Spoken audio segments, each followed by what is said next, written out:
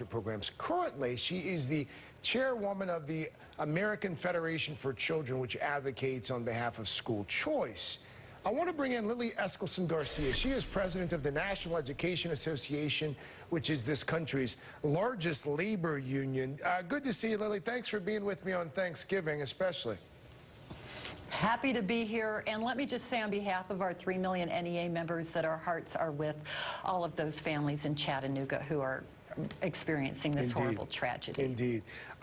You argue that this pick shows that Trump is, quote, out of touch with what works best for students, parents, educators, and communities. How so? Yeah, I was probably holding back on that. This is a horrible pick. And all you have to do is look at Michigan to see what happens when you have a billionaire, as this pick is, saying what we really need is unaccountable billions of dollars going to for-profit charter schools and vouchers, and they can spend their money in secret and not tell anybody how they're doing it. It's been chaotic there. It's probably the biggest charter experiment we've had, and it's a total fiasco. People have called it chaotic, and we're looking at low-performing charter schools, and nobody can do anything about it. But you would maintain that the status quo in this country with regards to how we run our schools, you would maintain that the status quo is not working. Oh, I taught here in Utah for 20 years, and yes, we had problems with underfunded schools. I had 39 fifth graders one year. That was a problem. But I also don't know if Utah is necessarily the best representation of the average school system in this country. Yeah. No offense. Well, no offense taken. I'm very proud of being a public school teacher, and I think that places that really invest in public schools have a lot to be proud of. But let's take a look at people who offer this kind of bait and switch, where they'll say, yes, there's a problem with underfunded, understaffed schools that tie the hands of creative, competent people in doing what they need to do with theirs, and then they give this false answer. Instead of saying, let's really make every public school as good as our best public schools, which are fabulous, they say, so let's take public school dollars and give them to private schools, or put them in corporate, franchise, for-profit charter schools. Yeah. They give a false answer, and it's been a disaster in Michigan because of Betsy DeVos. This is just absolutely a horrific choice to put in charge of federal programs for public schools. For the purposes of this conversation, I am a product of public schools. My mother was a public school teacher for 20 years. She's in administration now. I have long believed in public schools in this country. You just mentioned investing in public schools.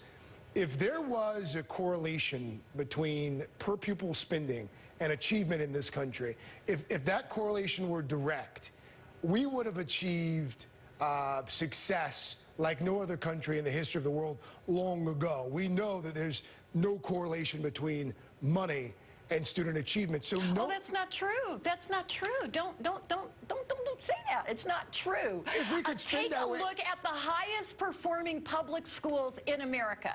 They're usually in really white, really suburban areas. And they spend a lot of money. They've got AP classes, they've got sports, they've got the arts, they've got everything. They've got the best teachers. They've got the best teachers available in those schools. And meanwhile, the schools where they really need. Keep going, keep going.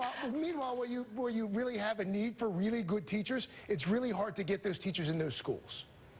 Because they're so underfunded that people that get there get so discouraged that they're thinking, I can't do my job. So we already know what works. It works in Finland. It works in Singapore. It works in Canada. It works in what is always described as our international competition. You have well-resourced programs. You have incredibly competent, prepared career teachers and support staff, and then you let them do their jobs. None of those are using phony answers like privatization. Certainly not for-profit companies taking public school dollars, like Betsy DeVos has promoted her entire life. What about places like Massachusetts, where it's hard to argue that the charter school experiment there has not been fairly successful when you look at where some of these underperforming, largely poor, largely black schools were 15 years ago and where they are now? The original concept of a charter school was, let's try something in a place that has incredible freedom. Let's incubate a great idea. We'll see if it works there, and then we can try it in every public school. If it fails there, at least we haven't done it to everybody. That's where it works best, when you are actually accountable to the public system.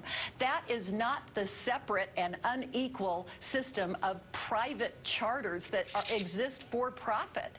And so where you have a difference in those accountable incubators of good ideas, like they have in several states, compare that to Betsy DeVos's Michigan, where she fought against any kind of accountability for charter schools. Take that public school dollar, put it in private corporations, and we're done. That is what we're facing now. Lily Eskelsen García, head of the NEA.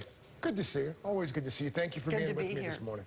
Happy Thanksgiving. Happy Turkey Day to you as well. Take a look at this, folks. Shoppers in line, in